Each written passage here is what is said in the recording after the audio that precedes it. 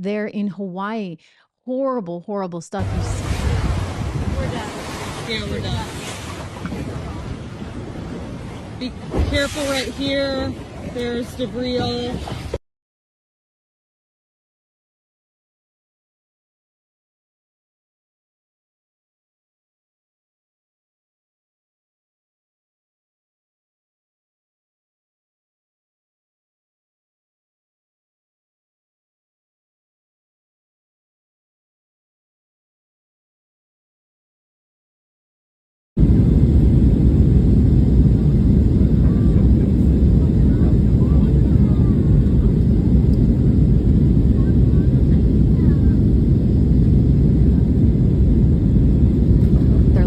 The dogs that are searching there have apparently at present state only searched 3% of the island. There are lots of questions, by the way, from an environmental standpoint as to whether we should be doing more in terms of clearing these forests and having controlled burns so you don't run into situations like this. But nonetheless, here's the president's response.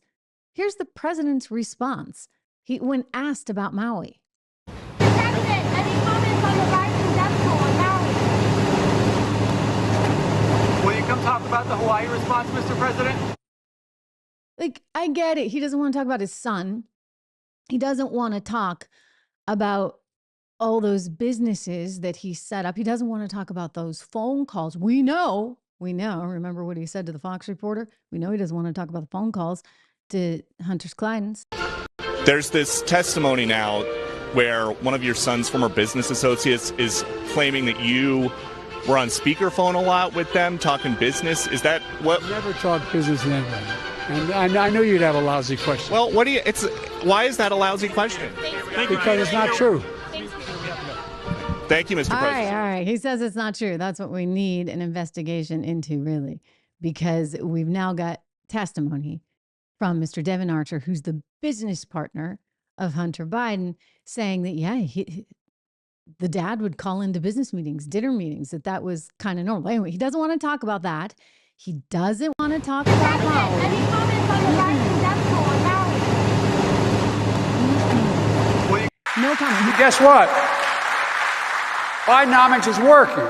Asking the right questions when it comes to specific components of Bidenomics. So I think it's completely legit. I'm going to stop it right there. That was Jared Bernstein you saw, just continuing the conversation about the Biden economy. So you've got the president now trying to push this idea that Bidenomics is working. We've heard a lot from various commentators. They're out there on the trail saying, oh, he's the next thing since FDR. This is his big thing.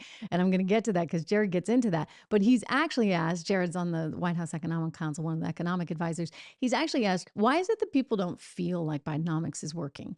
Why is that? And he responds with, well, it's because the pollsters aren't asking the right questions. Gosh darn it. Here, listen to the rest of it. To ask people about approval and these sort of 30,000, 40,000 feet up questions. But at the same time, I also think it's really important, at least if you want to understand the answer to the question you just asked me, to ask people what they think about the largest investment in broadband that we've ever made in this country. This is basically doing what FDR did with rural electrification, doing that for broadband, which of course is so essential. Ask people how they feel about getting rid of non-compete clauses, about making things like hearing aids more affordable, about getting rid of junk fees. These are all initiatives that the president has already undertaken under that key Pillar 3. Oh, please. And I'm sorry, that whole non-compete clause that helps bankers and television journalists. I'm sorry, it's not something that the average person really feels the effect of. So, Jared, you're kind of pie in the sky on that one. Listen, I'll tell you what matters. What matters to everyday people is that they can have a secure enough life and a good enough life. And right now, it doesn't feel so secure. It doesn't feel so secure because inflation keeps going higher. We saw the latest read showing consumer prices up again, 0.2%.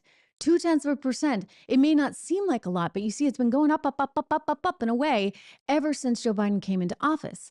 And so consequently, we're up somewhere around 16%, really, in real terms from when he started. And so, no, people don't feel like things are better. They don't feel like Bidenomics is working. They don't care about those non-compete clauses. They want to make sure that they can actually take care of their family in a similar way to how they did in the past. And so the more you just keep saying Bidenomics is working, the more out of touch you become and seem with everyday Americans.